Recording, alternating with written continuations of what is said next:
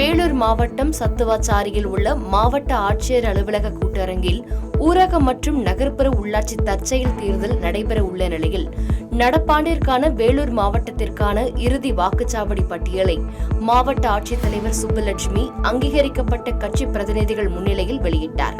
கிராமப்புற நகர்ப்புறங்களை சேர்த்து உள்ளாட்சி அமைப்புகளில் காலியாக உள்ள 95 பதவி இடங்களுக்கு இறுதி வாக்குச்சாவடி பட்டியல் வெளியிடப்பட்டது. நெல்லை மாவட்டம் விக்கிரமசிங்கபுரம் நகராட்சி அலுவலகத்தில் அதிமுக கவுன்சிலர்கள் இரவு வரை உள்ளிருப்பு போராட்டத்தில் ஈடுபட்டனர்.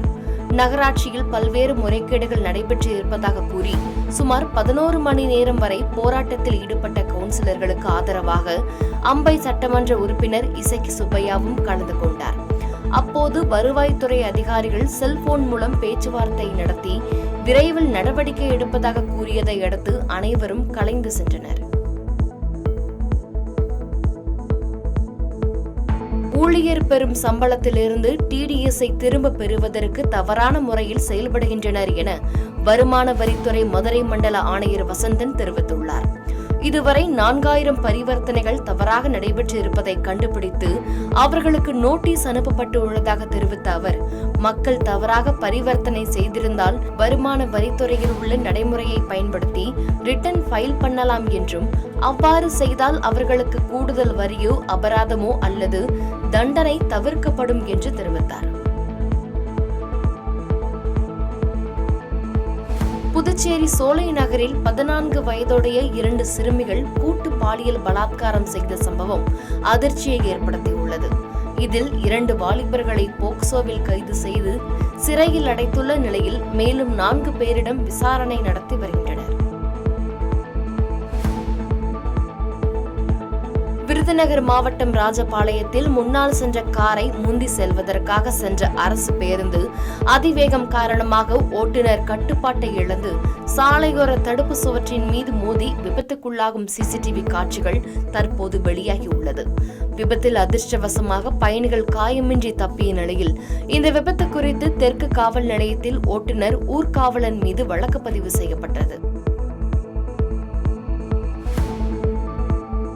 மதுரை சோழவந்தான் அருகே அதிக பாரம் ஏற்றி வந்த கனரக லாரி சாலையில் குடிநீருக்காக தோண்டப்பட்ட பள்ளத்தில் சிக்கி போக்குவரத்து பாதிக்கப்பட்டது.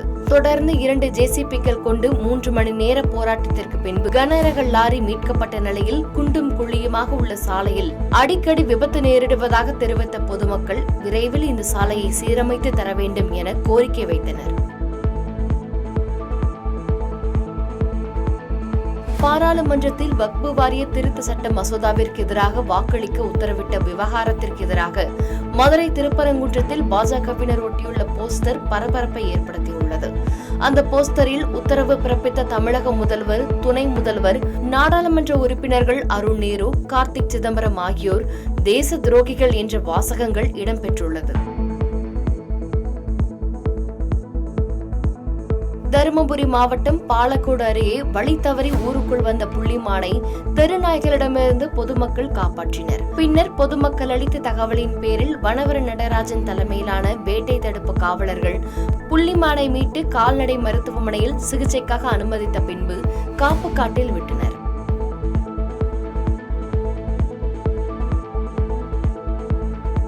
கடலூர் மாவட்ட அரசு மருத்துவக் கல்லூரி மருத்துவமனையில் 100க்கும் மேற்பட்ட செவிலியர்கள் தர்ணா போராட்டத்தில் ஈடுபட்டனர்.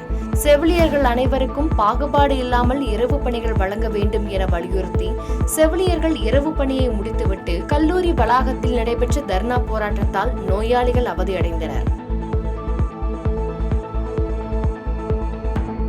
கடலூர் மாவட்டம் நெய்வேலி NLC சுரங்கத்தில் இளம்பெண் சடலமாக மீட்கப்பட்ட சம்பவம் பரபரப்பை ஏற்படுத்தியுள்ளது. உயிரிழந்த பெண்ணோடு திருமணத்திற்கு மீறிய உறவில் இருந்த ஆண் நண்பர் வாய் தகராறில் ஆத்திரமடைந்து கொலை செய்தது தெரியவந்துள்ள நிலையில் ஆண் நண்பரான சம்பத் என்பவரை போலீசார் கைது செய்தனர்.